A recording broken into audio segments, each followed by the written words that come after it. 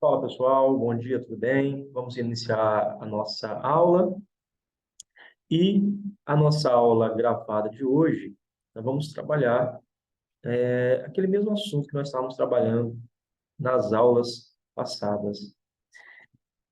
Esse assunto, ele é de suma importância, nós precisamos aprender, porque, como eu já disse para vocês, estudar a Bíblia, tá? E fazer teologia não é uma coisa que a gente começa hoje e de repente a gente para. Já era, vocês começaram, isso é um estudo para a vida. Tá? Então, a vida inteira você precisa estar sempre estudando. E pensar teologicamente não é pensar apenas na aula, é pensar sempre, tá? Pensar sempre. Tudo que você for fazer, você vai ter um critério de pensar teologicamente. Então, você fica um pouco mais detalhista e minucioso quando você ouve algumas frases, alguns jargões, até mesmo alguns ditados. Então, você começa a pensar e você percebe que não faz muito sentido. Lógico, como eu disse para vocês, se não ficar é, querendo, né, avaliar todas as frases, porque senão daqui a pouco você não vai ter ninguém para você conversar, vai se tornar uma pessoa muito chata. Mas, talvez não seja o mais importante ficar verificando a fala dos outros, mas pelo menos verificar as suas falas. Verificar a sua forma de ouvir as pessoas, conversar com as pessoas. Não adianta vocês quererem fazer cursos e mais cursos, e depois, vou fazer um bacharel em teologia, vou fazer um mestrado, doutorado, pós-doutorado, sendo que é um problema que a gente não sabe entender as coisas numa forma de olhar o mundo numa questão mais lógica. Se a gente não consegue olhar o mundo numa questão em que o outro, às vezes, tem uma dificuldade que você não tem essa dificuldade, tem algumas barreiras que você não possui essas barreiras. Então, pensar teologicamente é pensar de forma respeitosa, tentar sempre ser amistoso, tá?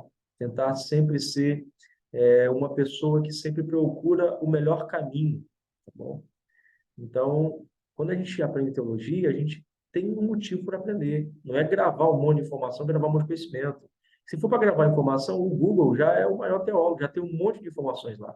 Tem muita informação. E a gente também não precisa, vou gravar todos os livros na cabeça. Não, você vai lá e leva o livro. Já que é para falar de um livro, leva o livro. Leva um tablet, leva um notebook e vai lá e mostra as informações que está lá na internet. Ou mostra informações que está em livros, tem vários livros em PDF. Então, pensar teologicamente é mais do que ter informações. Pensar teologicamente é pensar em uma vida melhor aqui. Pensar teologicamente é pensar como organizar a vida aqui, tá? Então, são esses passos que eu estou dando, fazendo vocês darem, fazendo vocês pensarem, que é importante, tá bom? Então, vamos lá. Isso aqui a gente já viu na aula passada, as inclinações divinas. Eu falei para vocês sobre esses termos. Falei para vocês a questão de Jacó e Israel, como é que a gente tem essa junção de tradições, tá? Que as tradições, que tem tradição nortista e tradição sulista, que é a tradição do El e a tradição de Yahvé. Então, essas tradições, uma hora, elas serão juntadas e a gente tem um texto bíblico que está alicerçado em tradições que não é apenas uma tradição, são tradições mesmo. Então, essas tradições, elas se unificam. E no momento que essas tradições se unificam, quando a gente lê o texto bíblico, e se a gente lê de forma rápida, né? Se a gente lê só com aquele propósito de leitura anual, a gente acaba não percebendo como é que esses textos estão amarrados, tá? E o propósito é ver como esses textos estão amarrados. E aí, nós vamos ver aqui uns detalhes importantes. Exemplo, o item lexical, isto a palavra o termo aqui usado em hebraico, abir, né, pode ser traduzido como poderoso, forte, nobre, paladino, herói campeão, tá? E é importante vocês já repararem que, como eu mostrei para vocês, que o Yahvé, vamos lá, ele é chamado de o poderoso de Jacó. Então, recebe uma nomenclatura de um patriarca, que no caso é Jacó, e esse patriarca, ele recebe um adjetivo, ele é adjetivado, poderoso de Jacó. Então, quando as pessoas olham para Jacó, olham para a figura de Jacó, é importante lembrar que quando olhar para a figura de Jacó, olhar que esse Jacó seria um Deus poderoso. E eu trabalhei com vocês a ideia dos Deus dos pais, que aí vocês olharam lá e tomaram um susto, Porque no próprio texto bíblico fala Deus de Isaque, Deus de Abraão e Deus de Jacó. Então vamos lá. E aí, quando a gente pode, a tradução que nós podemos fazer dessa designação divina como Abir, a gente pode fazer essa transliteração, né, essa tradução como poderoso e forte, nobre, paladino, herói, campeão. Porque ele, tá, o Deus de Jacó, pode ser visto como que? Aquele que é forte. Porque quando a gente fala de poderoso aqui, gente, na Bíblia hebraica, não é a ideia de todo poderoso que a gente tem hoje. Não é a mesma ideia. A ideia na Bíblia hebraica de todo-poderoso não faz sentido, tá? Não faz sentido. Porque a gente tem a ideia de todo-poderoso como aquele que pode fazer todas as coisas. E poderoso na Bíblia hebraica tem a ver com força, tem a ver com alguém pronto para a guerra, hábil para a peleja, hábil para a batalha. Por isso que é usado poderoso, tá? E aí você tem, ele é forte, falando mais uma vez, de alguém que tem força para a peleja, força para a guerra. Sendo, você precisa pensar o seguinte, esse povo vive sempre em constante pelejas, constante batalhas, constante guerras. O que um povo que vive em constante batalhas, constante guerra precisa? Qual é a necessidade que esse povo tem? A necessidade que esse povo tem é de ter uma divindade que seja forte. E outra, você precisa pensar que esse povo é um povo que vive no deserto, é um povo semi-nômade. Um povo que vive sempre no deserto, o que ele precisa? De um Deus forte que faz ele fazer o quê? Passar por momentos difíceis, mas sendo vitoriosos. Então, é a necessidade. Eles vão projetar na divindade aquilo que eles precisam. O que é meu Deus? Ah, meu Deus é forte. Por quê? Porque eu preciso de força. O meu Deus é fartura de pão. Por quê? Porque eu preciso de pão. Entendem? Então, por isso que alguns tentam traduzir a expressão lá, quando Deus diz a Moisés, Moisés, qual é o seu nome? Ele fala R-I-R-A-X-R-E, que é eu serei o que serei, ou eu serei o que você precisa que eu seja, que é a ideia que o ser humano tem de projetar na divindade aquilo que ele precisa. Então, se eu preciso de um Deus que seja amor, o que eu faço? Eu falo que ele é amor. Se eu preciso de um Deus que seja um Deus de vingança, que mata, eu vou falar que ele é um Deus que mata. Só que é importante o seguinte, quando a gente faz essas determinações, dizendo que Deus é isso, Deus é aquilo, não necessariamente é aquilo que Deus é. Às vezes são as coisas que a gente projeta em Deus. Isso é importante a gente pensar. A Bíblia hebraica tem hora que o texto mostra quem Deus é, tentando mostrar quem Deus é, e tem hora que é o autor querendo mostrar o que ele pretende, o que ele quer com Deus. Então a gente tem que ficar com bastante, tem que ter bastante sensibilidade para essas informações. Então, você tem paladino, herói e campeão. Tá vendo que todas essas etimologias, esses significados estão relacionados à questão de vencer peleja? Campeão, o que é o campeão? Aquele que vence no campo. E até uma curiosidade, porque quando Davi vai lutar com Golias, Davi era o menino do campo. Então, Davi tem mais experiência no campo, porque ele vive no campo. Então, campeão é aquele que vence no campo. É por causa que o local onde eles batalhavam era um local você tinha montanhas ao redor e eram vales embaixo. Então, esses campos de batalha. Então, campeão, aquele que vence no campo. Tá? Aparecendo apenas em passagens poéticas, sempre revelando a relação de Yahvé com Jacó e Israel. Né? Como eu expliquei para vocês, a questão de Jacó e Israel. Você tem, como é que o nome dele é mudado para Israel, sendo que o tempo todo é chamado de Jacó? Tem uma questão aí que a gente precisa sempre analisar. É isso que a gente precisa analisar quando lê o texto. Tá? Não é às vezes ficar procurando em todas as palavras da Bíblia, mas observar que tem horas, você percebe que tem tradições que estão com coisas diferentes. Ontem mesmo eu estava dando aula, e também ao fazer uma resposta a um amigo meu, eu disse para ele falando que Moisés não sabia o que falar. Não, depende da tradição. Tem tradição que o Moisés está falando, tem tradição que o Moisés não fala, tem tradição que o Moisés vai até o faraó, tem tradição que o Moisés não vai até o faraó. Então, é preciso compreender as tradições para depois fazer esse tipo de pontuação. Lembrando que as tradições estão amarradas. Como é que a gente faz isso? A exegese é uma matéria científica e esses dias, tristemente, eu ouvi uma pessoa achando que exegese era alegoria ou achando que exegese era uma forma de você colocar no texto aquilo que não tem no texto. E, assim, é complicado, né? Que as pessoas, elas batem no peito, dizendo que conhecem tantas coisas e fazem umas coisas dessas. Mas, enfim, aí a questão toda quando você percebe, tá, que essa tradição está amarrada, você só percebe fazer um trabalho exegético ou lendo com muito cuidado para você perceber que as tradições estão amarradas. E aí eu vou fazer nós vamos ter uma aula, quando eu falar para você sobre Noé, e você percebe que tem história do dilúvio estão juntas. Noé tem histórias juntas ali do dilúvio. Então, é preciso perceber essas narrações. Uma hora são 7 animais puros, né? Outra hora você tem que é para separar 2 casais. Só que como a tradição está tão amarrada, está tão junto, que você não percebe que são tradições juntas, você acha que é a mesma coisa. Tá bom? Então vamos lá. Além disso, tal palavra indica uma associação pessoal entre o divino, entre o ente divino e o chefe tribal. Está vendo como essas duas coisas estão entrelaçadas? Essa questão do chefe tribal e a divindade deles.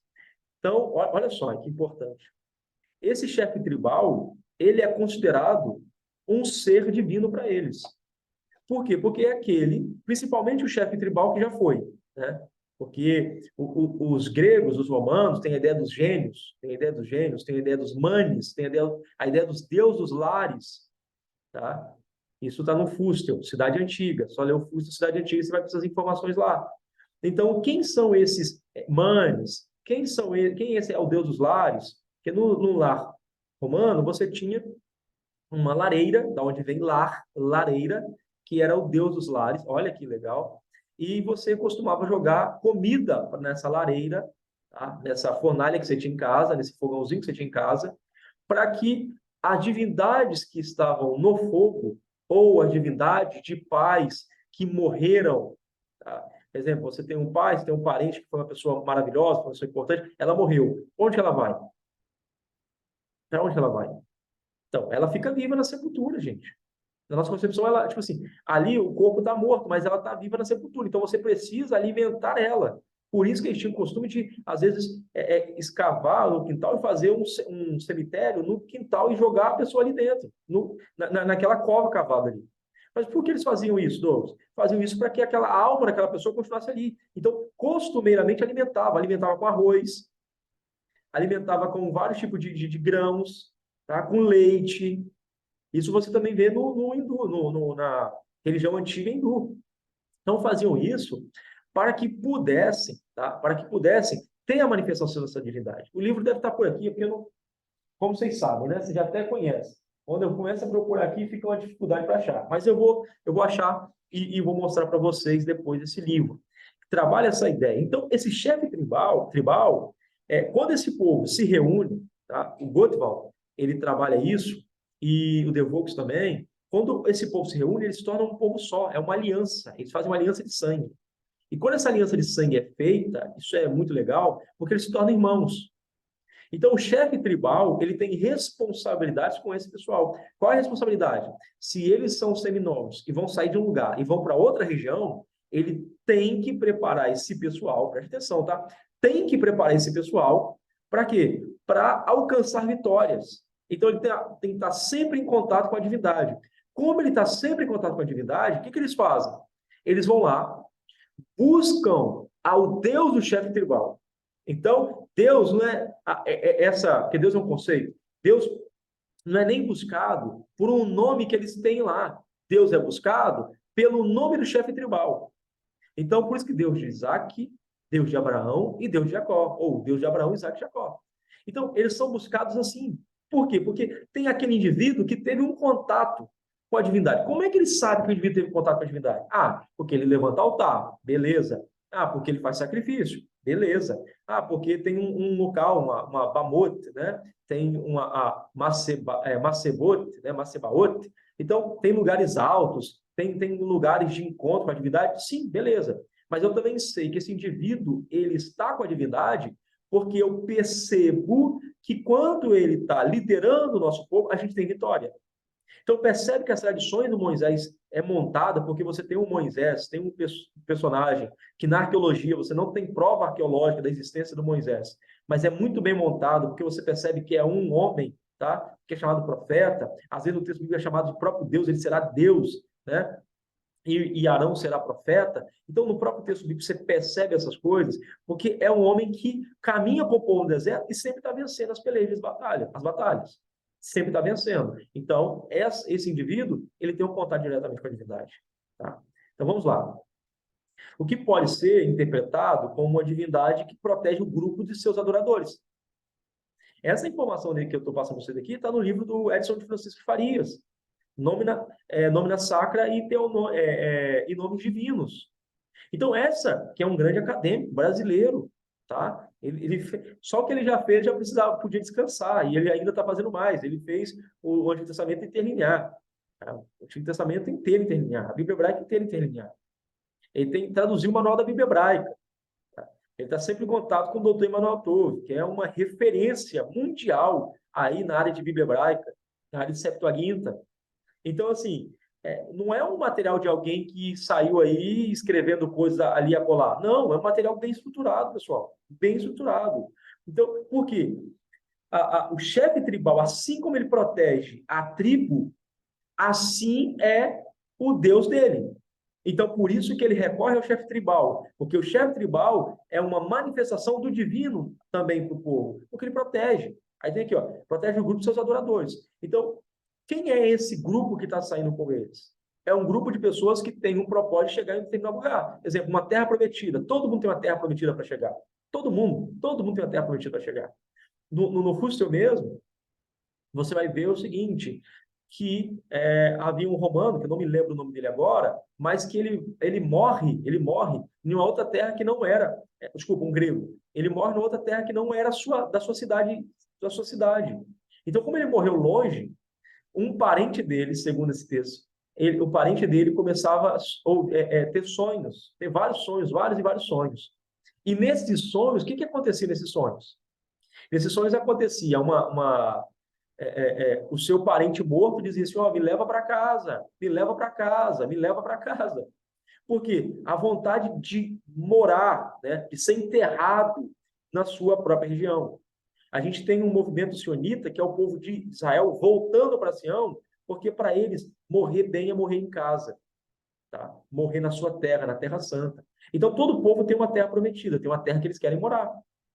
E aí é importante, porque esse chefe tribal, ele é o responsável por levar esse povo para casa, tá? E depois essa casa vai ser projetada. Nesse movimento da apocalíptica, tá, da escatologia, vai ser projetado o quê? A casa deixa de ser aqui embaixo e a casa é para cima. Então, qual é o papel do líder? Qual é o papel da liderança? Até hoje, é aquele que leva a pessoa para casa, entende? Aquele que leva a pessoa para casa. Que casa é essa? A casa celestial, hoje, cara, a escatologia. Movimento da apocalíptica, que é o movimento do século II a.C., aproximadamente, 168. Então, esses movimentos que vão surgindo, eles vão surgindo agora mudando um pouco dessa cosmovisão. Agora a gente não se preocupa mais com uma casa aqui, tem uma casa lá em cima nos aguardando. O Nietzsche vai fazer uma crítica a isso no Zaratustra, mas é uma outra questão. A palavra hebraica avir é poderoso, né? Tá vendo? De novo, sempre essa ideia do poder, que é o que eles precisam. Possui relação com o vocábulo de procedência acádica, abaru, forte. Por que procedência acádica? Porque esses povos são povos circunvizinhos. Então, as tradições, gente, elas vão permeando. Então, assim, gente, a tradição não é uma coisa perdida. Ah, que aí teve o povo da Bíblia, que esse povo está totalmente aquém, vivem ali em um círculozinho, tá? Estão circunscritos pelo seu povo. Não, esse povo está misturado, gente. O povo hebreu, o povo de Israel é o povo cananeu. É o povo cananeu. Então, estão tão misturados. Depois esse povo vão tomando partido. Ah, nós vamos adorar Yahvé agora. Mas esse povo estão tudo junto. A cidade de Ugarit é uma prova disso. Cidade que está ao norte é uma prova disso. Tá? Uma cidade que teve o seu auge aí no século XII, século X, uma cidade fortíssima, muito bem ornamentada, com templos maravilhosíssimos, templo do Baal, a Dagan, né, que é a Dagon. Você vai ver vários achados arqueológicos lá de tabuinhas, de relatórios, assim, você percebe que tem na estrutura. Por exemplo, o Enuma Elish, ele tem a ver com também o texto da Bíblia, o Gênesis capítulo 1. Você vai ver textos como o Épico de Gilgamesh, que também tem a ver também com nossos textos. Então, por quê? Porque há uma conversação. Tanto é que no Achados, em Ugarit, você tem texto lá do Gilgamesh. Você tem texto lá bilíngue. Bilíngue. Então, por que texto bilíngue? Porque as tradições estão juntas, as tradições, elas se conversam. É só a gente que tem, às vezes, essas bobeiras de achar que o texto bíblico caiu uma Bíblia do céu de capa preta e fez chiclete e pronta. Não, não tem nada disso. Essas tradições estão juntas. Depois cada um vai procurando o seu caminho. Ah, nós vamos adorar Yahvé. Ah, nós vamos adorar tal divindade. E por aí vai. Tá? Então vamos continuando. Além da palavra hebraica vir, poderoso, no texto bíblico hebraico, só levantar aqui, hebraico, é encontrada ainda a alexia, né? Que é o termo, que é sinônimo a abir, né? Que pode ser traduzido como poderoso, forte, nobre, líder, valente, corajoso, eminente, corcel, touro. Opa, touro? Lembra que eu falei para vocês sobre a questão do touro ele? Lembra que eu falei para vocês a questão do touro representando força? Então, olha só, eu tenho a palavra corajoso, tá? Eu tenho corajoso, eu tenho a palavra valente, líder, tá? Nobre. Então, são termos que podem ser usados de forma abstratas, mas aí eu tenho um touro. Por que eu tenho o touro? Porque o touro ele vai tornar concreto a ideia de valente, a ideia de forte, a ideia de poderoso. Por causa dos chifres, tá? Forte, mostrando força. E aí, ele não só isso, corajoso.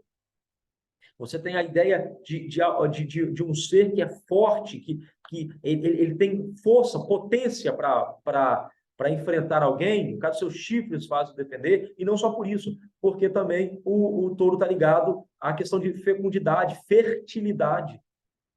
Fertilidade para a terra, porque eles vão fazer os sulcos na terra com o arado. Fertilidade porque eles podem gerar. Tá? Você tem um touro e pode ter várias vacas. Então você pode gerar, pode gerar. E assim é a divindade. A divindade tem a ver com a força. Por isso que você vai ver em imagens, tá? de touros sendo representado várias divindades. E essas divindades que representam o touro tá exatamente mostrando isso, que ele é um ser de força. Eu já falei isso para vocês. Então vamos lá. Tal unidade lexical é usada para indicar várias situações. O touro, Isaías 34:7. Vamos abrir o texto para a gente. Vamos abrir o texto? Vamos abrir o texto? Que é bonito quando a gente abre o texto. Vamos lá. Vamos abrir o texto agora. Vou interromper aqui.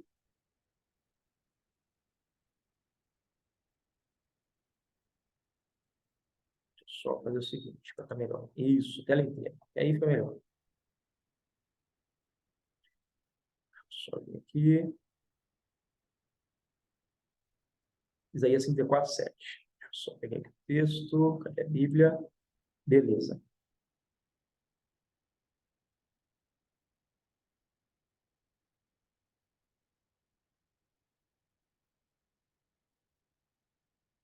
Ó, e os bois selvagens cairão com eles, e os bezerros com os touros, e a sua terra embriagar-se-á de sangue até se fartar, e o seu pó se engrossará com a gordura. Versículo 8. Porque será o dia da vingança do Senhor, ano de retribuições pela tenda de Sião. Olha que coisa. Olha o versículo 6, para vocês entenderem. A espada do Senhor está cheia de sangue, está engordurada da gordura do sangue de cordeiros. Isto é, o Senhor está vindo aí uma forma de justiça, é um Deus de justiça, e está cortando, né? Está aniquilando, ó, e de bodes de gordura dos rins dos carneiros, porque o Senhor tem sacrifício em brosa, e grande matança na terra de Edom. Então Deus está vindo com justiça, vingança. E os bois selvagens cairão com eles, e os bezerros com os touros, e a sua terra embriagar-se-á. O que ele está dizendo touros selvagens aqui? Está dizendo de animais fortes. Está dizendo de animais que são hábeis para quê? Para guerra, para peleja. Não, mas alguém usa o touro para peleja? Não, não, mas a ideia de força é que ele tem força, tem chifre, ele pode se defender, ele pode bater. Ele pode bater. Então é essa a ideia. Então Deus vai cortar eles. Deus vai acabar com eles. Vocês vão perder a força. Vocês não terão força mais. Isso se for uma mensagem para a liderança, você, ó, vou acabar com a liderança, vou acabar com a força de vocês. Vocês não terão poder de fecundidade, poder de fertilidade. Entendeu? Essas estruturas estão no texto bíblico. E a gente precisa ler esses textos para entender. Ó, Juízes 5:22. Vamos lá para Juízes 5:22. Como a gente sempre faz, abrindo os textos.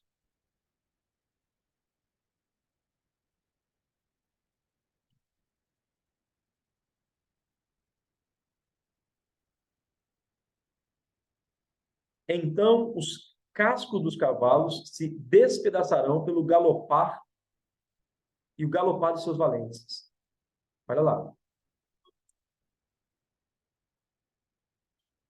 Amaldiçoei a Meroz, diz o anjo do Senhor, acremente amaldiçoei aos seus moradores, porquanto não viram o socorro do Senhor. E o socorro do Senhor com os valorosos. Ó, vamos para o versículo 21. O ribeiro de Quizon os arrastou aquele antigo ribeiro, o ribeiro de Quizon, pisastes a minha alma, a força. Mais uma ideia de justiça. Você está vendo justiça aqui, ó. Ó, vamos lá para o versículo 22 de novo. Então os cascos dos cavalos se despedaçarão pelo galopar, e o galopar dos seus valentes. É o que ele está falando. É uma ideia de quê? De um Deus de justiça, vem com força, que nada sobra. Tudo vai ser destruído. Tudo vai ser aniquilado. Não tem poder perante ele. Não tem poder perante essa força. Ó, tal unidade lexical é usada para indicar várias situações. O touro, o corcel. Então, quando você percebe, tá, que a ideia que nós temos de um ser valente, de um ser corajoso, de um ser nobre, de um ser que está como um touro, é porque é um ser de força. E aí você vê que esse termo faz ligação com outro termo. Ó. Você tem abir, né? Que faz ligação com outro termo, que é abir. Só que você tem uma duplicação. Aqui, ó, são consoantes duplicadas em hebraico. Quando você coloca em hebraico um pontinho chamado dagesh forte no B, ele vai duplicar a letra. Então, a duplicação, o acréscimo de mais um Bzinho aqui, na nossa transliteração, muda o sistema. Como é que faz mudar o sistema? Vou mostrar para vocês aqui. Ó. 5:22. Aqui, ó. Nós temos a palavra aqui, ó. Abirado. Abirado. Então, essa palavra abirado é a mesma que nós temos lá no texto. É a mesma que nós temos no texto. Então, uma pontinho na letra, um pontinho no meio ali na letra, vai mudar, mostrando que esses termos são termos que estão entrelaçados para revelar uma grande verdade. Qual é a verdade que ele quer revelar para a gente? Que a ideia de um ser como animal, tá? Um ser animal, o touro, o corcel, o cavalo, tá? Está ligado à ideia de um ser que é poderoso e forte. Que o cavalo seria a força para correr, a força para peleja. O cavalo é usado para peleja, para batalha. Então, é como se você estivesse passando uma coisa do abstrato e passando para o concreto. Mostrando assim, o que é corajoso? Ó, olha o cavalo. O que é forte? Olha o touro. Então, você está olhando para o mundo, que é a fenomenologia, né? Fenômeno. Você olha para aquilo ali e você vai dar um nome para aquilo. Você vai dar uma característica para aquilo. E além de dar a característica, você vai mostrar, apontar no mundo, que a ideia é essa, é apontar no mundo. Eu vou apontar no mundo o que é aquilo. Tornar uma coisa do abstrato, o concreto é apontar no mundo. Eu preciso apontar no mundo. O que é paz? Cara, paz. Aponta no mundo o que é paz. Então, esse é o conceito.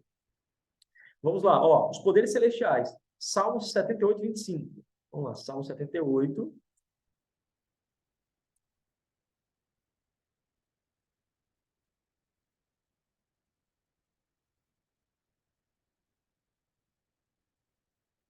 O homem comeu o pão dos anjos e lhes mandou comida a fartar. Olha só que interessante. Olha a palavra que aparece aqui. Ó. Abirim. Abirim. Olha que interessante. O homem comeu o pão dos anjos. Que pão é dos anjos? O que é pão dos anjos? Vamos ver o que você está trabalhando? Ó. E choverá sobre eles o maná para comerem, e lhes dera do trigo do céu. O que é? Olha que interessante, a gente não percebe. Anjos podem comer, pessoal? Anjos podem comer? Mas como é que aqui aparece? Aqui, ó, que eles estão comendo o pão dos anjos. É o pão fabricado pelos anjos. A tradição judaica diz que os anjos fabricam o pão no terceiro céu. Eles vão lá e fabricam o maná, era fabricado no terceiro céu. Já na cosmovisão cristã, o terceiro céu é o lugar onde está o trono de Deus, né? Que são as dimensões celestiais. No judaísmo você tem a ideia de 10 céus. E olha que importante. O homem comeu o pão dos anjos e lhes mandou comida a fartar. Os anjos podem comer? Não, tem tradição que pode, mas tem outras tradições que não podem. Os anjos no Novo Testamento recebem uma outra ideia. No Antigo Testamento, Deus até come, né? Que o anjo de Yahvé aparece lá no Antigo Testamento, lá para Abraão. Você vê os anjos na casa de Abraão. O anjo se encontra com Gideão no carvalho que estava em Ofra. Esse texto é muito interessante, a pessoa assim, o carvalho que estava em Ofra. E às vezes a pessoa não percebe que carvalho era um lugar de culto. Era um lugar onde eles faziam adoração. Tá? Então, não é à toa que o anjo aparece no carvalho, ele está aparecendo um santuário. É um santuário que está aparecendo. E comeu cada qual o pão dos anjos. Então, esse termo de novo vai aparecer aqui, ó, então ele é um termo que vai se relacionar aqui, ó, abirim. Abirim aparece no plural aqui. Então, esse termo que vai aparecer, vamos lá para o nosso slide, vamos voltar para o nosso slide. Ó, vamos voltar para o nosso slide. Esse termo que vai aparecer aqui, deixa eu desenhar aqui. Ó, os poderes celestiais. Então, esses poderes celestiais são dados pelo quê? Pelo pão divino. Então, há uma relação entre o ser divino e os seres humanos. Os seres humanos, olha para uma pessoa que é distinta. Imagina você tem aí uma pessoa parecida com Sansão. Não com todos esses atributos do Sansão, né? Mas você tem uma pessoa mais forte, uma pessoa que determinado povo tentou entrar em algum... Igual filme de heróis, igual filme de você está vendo um filme de grego ou de romano, e alguém tenta invadir a casa de um romano ou um vilarejozinho, o cara pega uma lança, pega uma estaca, pega qualquer coisa que tem na mão, mata o outro, mata um, dois, três, para salvar a família dele. Esse cara vira um herói. Esse cara vira um herói. Entendeu? Esse cara tem habilidade para peleja, habilidade para guerra. Então, não é à toa que isso está acontecendo. Então, você acha que esse chefe tribal era um pessoal que fazia corpo mole? Não, é gente que peleja em guerra. Aí por isso que a pessoa seguia. Por que o pessoal está seguindo Davi? Ah, não, porque Davi é só o rei. Não, Davi é sanguinário. Davi é sanguinário. Tá? Se você tirar essas lentes do Davi bonzinho e ler nas lentes corretas o texto, Davi é matador. Tá? Davi é matador. Tanto é que o texto depois não deixa ele fazer o tempo, porque a mão de Davi estava cheia de sangue. Mas calma aí, não foi Deus que mandou matar? Agora Deus está reclamando da mão de sangue dele? A mão de sangue dele é porque Deus mandou matar, é isso? Mais uma vez, o autor está projetando. O que ele está fazendo? Está dizendo assim, ó, o motivo que o indivíduo está matando é porque Deus está mandando. E é o tempo todo assim. E aí, vamos lá. Olha que coisa interessante. Então, você tem essa... Ó, tal unidade lexical é usada para indicar várias situações. O touro, função de força. Corcel, cavalo, os homens, os poderes celestiais, porque é a partir dessas relações entre humano, coisas humanas e divinas, entre coisas da agricultura e coisas humanas e divinas, que a gente começa a entender essa questão do Deus de Jacó e por aí vai. Tá? Vamos lá. Os maçoretas, quem são os maçoretas? São um conjunto de sábios judeus que pegaram o texto que não tinha vogais, que o texto era sem vogais, a gente chama de proto-maçorético, que é antes dos pontos maçoréticos, e coloca vogais nesse texto. As vogais eram vistas através de quem conhecia já o texto, através das consoantes. Então, você tinha consoantes, exemplo, o re servia como vogal, o vav servia como vogal, você tem o iode servia como vogal, o aleph servia como certas vogais. Então, assim, mas isso é o seguinte, era muito complicado para você tentar entender. Então, os maçoretas vão fazer isso no século X, eles começam a colocar pontuações no texto, e essas pontuações nos ajudarão a ler melhor o texto. Aí, os maçoretas teriam feito distinção na vocalização dos dois itens, lexicais e lares. Nós temos a primeira palavra como uma designação para Yahvé e o segundo vocal para designação de outras situações. Então, nós temos Abir é uma designação para quem? Para Yahvé. Então, os maçoretas fizeram isso propositalmente. Porque se você lesse, deixa eu só mostrar para vocês aqui, ó, a letra é essa aqui, ó, que vai dar essa distinção. Deixa eu só... Ficou muito grande. É o Bet. Ó, olha para você ver.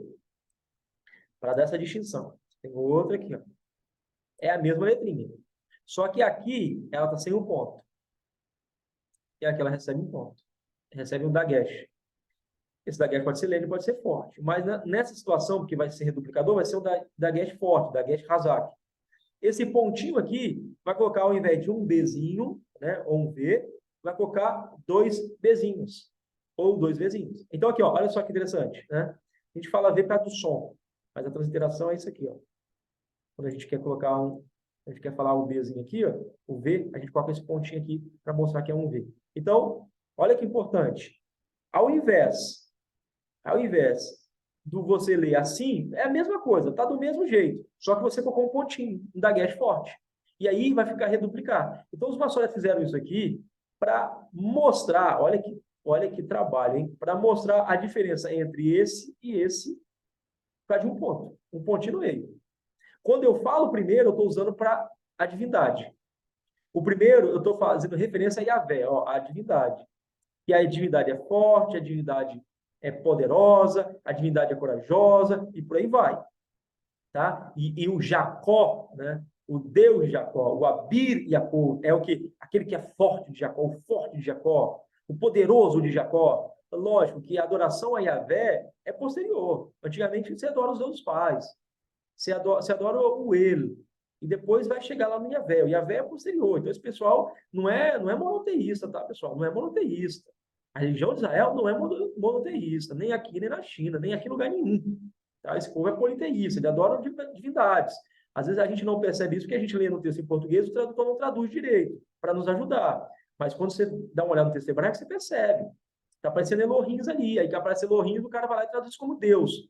Exemplo, no caso de Gênesis, a gente tem uma diferença, porque no caso de Gênesis, capítulo 1, versículo 1, você tem Bereshit Bará. Bereshit Bará e Elohim, porque o Bará ali, como nós temos o termo bará como um verbo que está no singular, então ele vai determinar o substantivo que vai vir depois, que vai vir Elohim, que é plural, mas esse Elohim não vai ser deuses, vai ser Deus, por causa do verbo que antecede, que está no singular. Beleza, perfeito para entender isso aí. Só que o problema todo é que tem hora que o termo aparece Elohim mesmo, e o cara vai lá e traduz como Deus e não deuses. Mas esse pessoal adorava divindades, não adorava um Deus só, tá? O máximo que nós temos, como alguns, como o Forro trabalha na sua história da religião, na história da religião de Israel, ele trabalha o seguinte, ele trabalha que no mínimo esse povo era enoteísta. Então, o que é enoteísta? Já expliquei a vocês, mas explico de novo. Você tem os deuses e você tem um que está sobre esses deuses. Eles acreditam que existe Deus? Sim, acreditam que existe Deus, mas está adorando um Deus só. Tá? Esse é um processo bem posterior, tá bom, pessoal? Esse pessoal adora outras divindades. Mas vamos lá, para nós ir para o finalzinho da nossa aula. Com isso, os maçoetas que quiseram evitar que a entidade divina de Israel fosse confundida com o touro. Epa, eu estou falando século X. Século X. Então, olha que importante. E se Yahvé fosse identificado com touro? Tem alguma indicação que Yahvé é indicado com touro? Tem. Tem, sim. Já mostrei para vocês o achado de Kuntilet Agerut. No achado de Kuntilet Agerut, tem lá Yahvé representado como touro e tem Asherá, representado como um... Eles fazem postido, mas não é postido. É a deusa, Asherá. E aí ela está lá, uma deusa lindíssima, né? Porque ela tem parte de fertilidade. Geralmente é representada como postido, mas não é um postido, é a deusa, é a deusa. Então, ela é a própria deusa. E o Yahvé está como um touro. Olha que loucura. Então, será que eles fizeram isso porque estavam conectados à cultura passada? Ou será que eles fizeram isso aí para tentar mostrar que o povo de Israel, esses israelitas, não adorava outros deuses? Ou Yahvé não tinha uma face? Tem uma revista, eu acho que é Anciente Arqueológica, se não me engano, que ela fala a face de Deus. Qual é a face de Deus? Ou a face do Yahvé? Porque tem achados que tentam mostrar que esse Yahvé tinha uma face, sim. Depois que ele vai se tornar um Deus sem face, né? Um Deus que não pode ver. Um Deus que não pode ver. Beleza? Então, tudo isso tem, pessoal. Tudo isso já é trabalhado, é só vocês pesquisarem. E eu posso mandar para vocês no grupo aqui essas informações. Eu vou tirar foto dessa revista, ela está em inglês, eu tenho ela aqui em casa, eu fiz a assinatura, e aí eu mando para vocês. Que simboliza força e fecundidade. O touro simboliza. Qual o problema se Yahvé simbolizasse um touro? Qual é o problema? Tem gente que ficaria louco. Mas Yahvé não pode ter imagem, porque não pode fazer imagem. Não pode fazer imagem, mas você tem um monte de... a Arca da Aliança tem um querubim. Tem querubim em cima da Arca da Aliança. né? Não pode fazer imagem, mas há desenho, vários desenhos no próprio tabernáculo. Não pode fazer imagem, mas como é que foi parar? Gente, é só a gente ler o texto. Como é que foi parar lá na bacia de bronze a imagem de touro? Tem touro desenhado na bacia de bronze. Alguns especialistas dizem que a bacia de bronze, com essa água, representa a água primordial, que é acalmada pelo touro, que era a imagem do Yahvé também. São hipóteses. Mas o que foi fazer um touro lá na bacia de bronze? Para quê? O que é que esse touro foi fazer lá na bacia de bronze? Né? O bezerro do reino de Israel. Então você tem lá, ó. Aí você fala assim, Douglas, mas o texto está criticando. Claro que o texto vai criticar. O texto vai criticar, exemplo, ó, colocaram um touro, né? Colocaram bezerro, fizeram imagem de bezerros, que é um caso ao touro, fizeram imagem de bezerros. Lá em Dan, fizeram imagem de bezerro, lá em Betel. Então, tanto no alto quanto lá embaixo, tem imagem de deuses. Mas quem é que está criticando? São uma fonte diferente. Quando o povo de Israel faz isso, o povo de Judá critica. Entende? O povo de Israel faz isso, então a fonte que vem posterior está criticando a forma de culto do outro. Mas deixa eu mostrar uma coisa para vocês aqui, rapidinho. Ó, deixa eu voltar lá, desenhar e deixa eu mostrar para vocês rapidinho.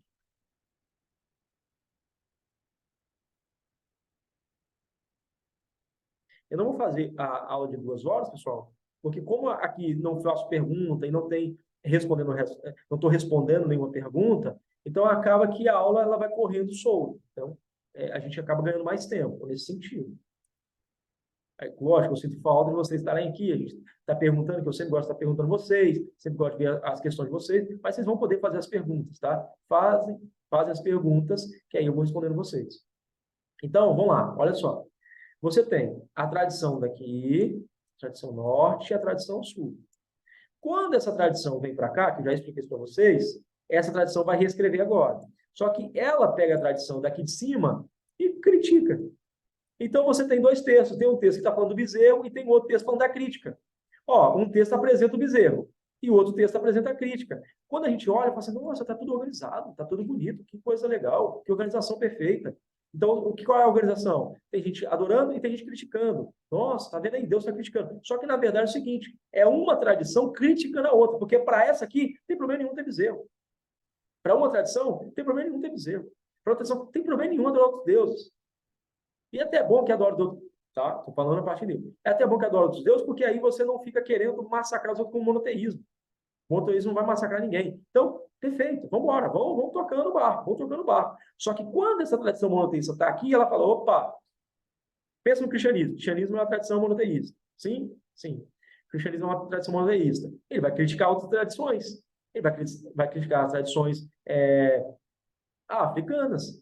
Ah, porque adora outros deuses, porque aquilo é demônio e tal. Vai criticar. Douglas, você está falando que está errado? Gente, não é meu propósito aqui. Não é meu propósito aqui, tá? Eu estou citando para vocês, que é o que a gente faz. Tá? O cristão ele vai ficar criticando as tradições religiosas. Então, é o que acontece. A mesma coisa acontece no texto. Então, o cara daqui está criticando o cara de cima ou criticando eles mesmos, ou alguns grupinhos, porque isso aqui não é um bloco fechado perfeitinho. Ah, todo mundo aqui adora igual, ó, todo mundo aqui adora igual. Nada disso. Tem gente que não aceita.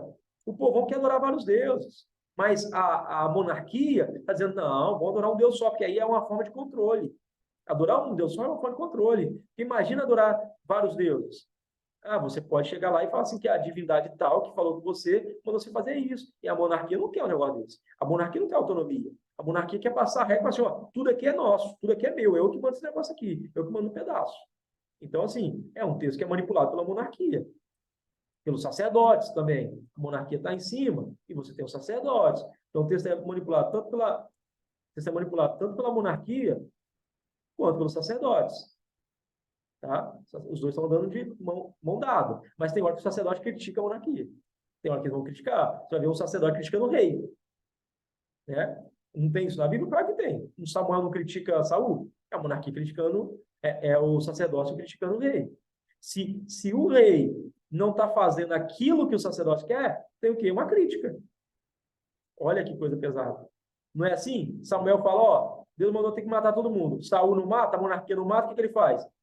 Ele vai lá e vai criticar. Então, você tem isso. Crítica do sacerdote para a monarquia, tem crítica do sacerdote para o povo, e por aí vai. Crítica da monarquia para o povo. Os textos são assim. Só que quando a gente lê já tudo certinho. Só que o trabalho do exegeta, o trabalho de quem faz trabalho acadêmico é esse. É tentar achar onde estão esses detalhes. Então, vamos lá. Da gente ir caminhando para o final, senão é muita coisa. Ó, no Antigo Oriente Médio, inclusive, segundo os eruditos vocábulo hebraico, abir possui relação com a palavra proveniente do garítico ebiru, touro.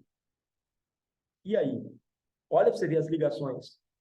Então, você tem ligações, sim, não só de achados arqueológicos, de imagens arqueológicas, mas os termos caminham para a ideia que você tem a representação do touro. Exemplo, o nome Zípora. Zípora. O nome de Zípora é pássaro. É pássaro. Eu estou até escrevendo um texto sobre mulheres, estou escrevendo já tem um tempo já, sobre a questão de mulheres na Bíblia, e aí a Zípora é um totem. Acredita-se que era uma ideia de um totem, que era referente a um pássaro. Porque você tem o Jetro, que é um sacerdote, e você tem um pássaro, que era o pássaro daquela comunidade, daquele grupo tribal. Você tem grupo tribal que tem as suas imagens. E vários grupos tribais têm as suas imagens, têm as suas representações. É porque às vezes a gente conhece só, exemplo, a gente está falando de Brasil, aí o Brasil tem a bandeira do Brasil. Pronto, tem a sua bandeira do Brasil. Show. É o Brasil inteiro. Só que cada estado tem a sua bandeira. Olha que coisa, ó. Cada estado tem sua bandeira. Bandeira do Espírito Santo, bandeira do Pará, e por aí vai. Então, pessoal, pense assim. Você tem o lugar aqui, você tem Canaã, e aqui você tem, ó, tem grupos tribais. Esses grupos tribais, cada um pensa de uma forma diferente sobre a divindade. Não é uma coisa, não tudo junto, né? Não é um mono. Isso aqui é poli, é multi, tá? É multi. Então, traduções. A Septuaginta traduz esse termo, né, como aquele que é o poderoso Jacó. Deixa eu só aumentar a tela. Traduz assim, ó. Do Nastur e Jacó, poderoso Jacó. A Vulgata, né? A Vulgata é o texto traduzido do latim. Com potentes Jacó, potente de Jacó. O Targum de Onkelos, tá? Targum de Onkelos, que é na verdade, nem uma tradução. A gente chama isso de uma paráfrase, né? Ou melhor, a gente faz isso que é uma forma de interpretação. Eles traduzem e interpretam juntos. É duas coisas juntas. Eles traduzem e vão interpretando. Então, na tradução do Targum, que é uma tradução do aramaico, tá? Tequifá, Teiar e Acov, né? Acov, o forte de Jacó. Targum hierosolimitano, primeiro, com o aramaico, o seguinte, que é uma tradução também do aramaico. Targum são traduções do aramaico, tá? Nós temos aqui, ó. Se tornou forte que se compareceu por causa de Jacó. Ó, se tornou o que se compareceu por causa de Jacó. Se tornou forte que se compareceu com a Jacó. Olha a diferença. Porque a proposta dele aqui não é uma tradução literal, tá? E nem a tradução dinâmica. A ideia deles aqui é uma tradução seguinte. É tradução com interpretação, vão interpretando. Então, você tem a BJ, né, Bíblia de Jerusalém, o Poderoso de Jacó. Você tem a Revista Corrigida, o Valente de Jacó. Na TEB, que é a tradução bíblica ecumênica, você tem o Indomável de Jacó. No ATI, né, que é a tradução do Edson de Francisco, que eu citei para vocês, que é a tradução interlinear, o Poderoso de Jacó. Então, esse termo, Avir, ele vai aparecer na Bíblia hebraica e vai aparecer como a ideia de um poderoso de Jacó, um potente de Jacó. Por quê? O povo, ele olha Jacó como se fosse um intermediário. Olha esse patriarca, esse líder patriarca, a história de um líder patriarca como se fosse um intermediário. Aquele que intermedia. Isso aí você tem no catolicismo, você tem no cristianismo, né? No cristianismo protestante e cristianismo católico, romano. Então, o que você percebe? Que essas ligações, essas conexões entre a divindade, ela tem para o povo, ela tem um representante na Terra. Quem é o representante na Terra dessa divindade? O líder. O líder é o representante da divindade. Vamos lá. Estudiosos, entre os quais destacam Anderson Leary e Mike Hesland, descobrindo um paralelo nas velhas invocações assírias, representa um ponto de vista segundo o qual se trata com respeito aos deuses patriarcas, de deuses de família ou anônimos desses rivais. Então, tá vendo? Então, ele tem um representante na Terra. Quem é o representante? É o chefe tribal, é o cara que luta, é o cara que peleja, é o cara que leva o povo para uma boa condição. Designação de... Ó, Essa estrutura se tornou fundamental também no javismo, no javismo, a posição dos patriarcas nessa apresentação da história da religião israelita. Temos escritos os patriarcas fundadores ou líderes dos antigos clãs israelitas. Tem até que citar aqui, tá clãs aqui, mas é clãs. Então, olha que importante.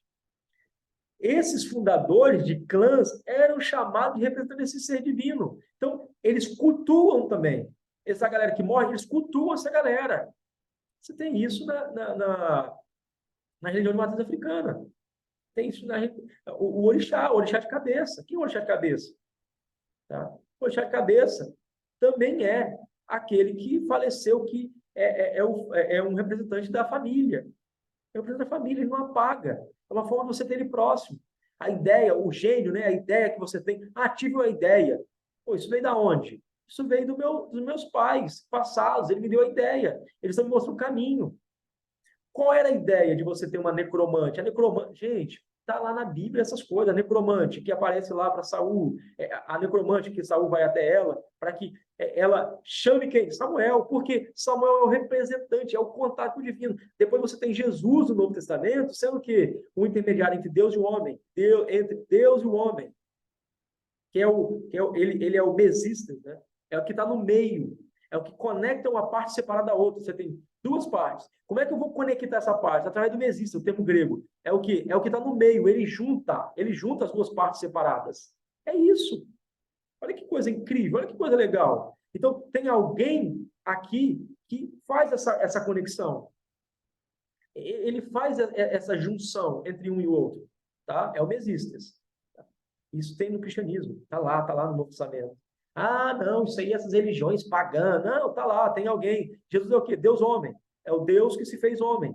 Tá vendo? Homem. Então, ele é a vida dele. Aí você vai ver no catolicismo. Por que o camarada? O cara adora São Pedro. Não é adoração, gente. Não é adoração, é reverência.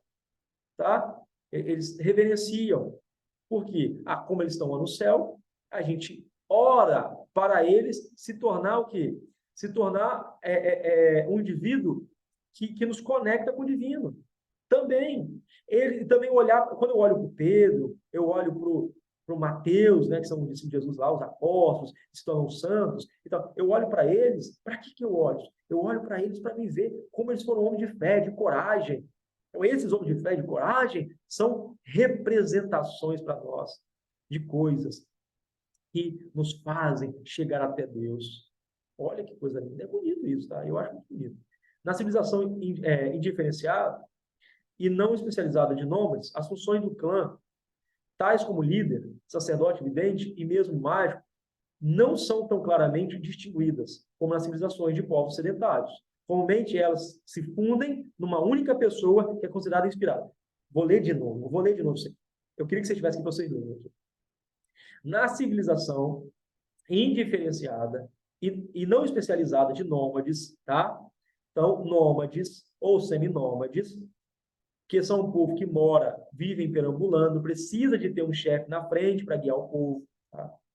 Tanto é que é importante ter um cajado, que o cajado na mão é o matet em hebraico, matet em hebraico é cajado, é tribo, também significa tribo. Essa vara na mão, esse cajado na mão significa tribo, porque ele é o chefe, é o representante da tribo, porque ele usa aquele cajado na mão. Ele é o contato com a autoridade. E aí você usa o quê? É o mágico, né? O cajado é um símbolo do mágico, porque você usa elementos da natureza, para manipulações de coisas da natureza. Então isso é mágico. Só que a gente tem essa percepção que magia é só questão negra. Não, magia tem a ver com manipulação da natureza. Então você vai ver o tempo todo, o Moisés vai lá e pega um pedaço de madeira e joga na água, a água fica doce. Isso é o quê? O Eliseu vai lá e pega sal e joga na água, a água fica boa. Isso é o quê? Né? É capa abrindo o rio. Isso é o quê? Magia. Aí a gente fala que é a magia boa, né? Magia boa. Na civilização diferenciada e não especializada de nomes, as funções do clã, tais como líder, sacerdote, vidente e mesmo mágico, não são tão claramente distinguidas como nas civilizações de povos sedentários. Então, você não tem essa distinção entre esse mágico, esse vidente, são coisas juntas, esses nomes são coisas juntas. Se você tem um vidente, se você tem um mágico, que é o mágico, né? Você tem um sacerdote, são coisas juntas. Esse chefe de tribo, ele é tudo isso. Ele representa tudo isso. Ele é o cara que vê o futuro. Ele é o cara que tem conhecimento do passado. Não é um cara comum. É um cara que tem conhecimento do passado e conhecimento do futuro. Vamos lá. Hipossinetados, comumente, elas se fundem em uma única pessoa e considerada inspirada. Então, eles olham, ó, isso me causa inspiração. Pensa numa pessoa que estuda muito, tá? Pensa numa pessoa que é um bom pai de família, uma boa mãe, uma boa mãe. E aí, quando você olha para ela, você pensa o quê? O que você pensa? Nossa, cara, eu me inspiro nessa pessoa. As pessoas, os meninos que começam a jogar futebol, meu filho mesmo, que gosta muito de jogar bola, fominha demais. Aí ele, ô pai, eu sou o Cristiano Ronaldo. Então, a gente tem essa questão, vocês quando eram crianças, tenho certeza que vocês, quando ia brincar de super-heróis, você dizia assim, eu sou fulano de tal, eu sou não sei quem, eu sou Superman, eu sou não sei o quê. Por que a gente faz isso? Porque aquele personagem nos causa inspiração. Se ele não causa inspiração, ele é um contato com o divino. Deus dos pais. Então, pessoal, tranquilo até aqui? Tranquilo até aqui, pessoal? Tranquilo? Dá para seguir? Então, olha só, eu vou terminando a nossa aulinha agora, tá? Terminando a nossa aulinha, já tem aí 1 hora de aula, terminando, porque como a gente não tem perguntas, foi mais informações, informações. As perguntas que surgirem, vai mandando aqui que eu vou respondendo vocês, tá bom? Um grande abraço, Deus abençoe, e lembre-se, tá? Quando a gente lê o texto bíblico, a gente está lendo um texto, está dentro de um panelão cultural. Não tem só o povo da Bíblia, tem um panelão cultural. Então tem que entender ele dentro dessas culturas, beleza? Um grande abraço, fique com Deus e não percam de ver o vídeo, não percam de ver a aula, assistir a aula, tá?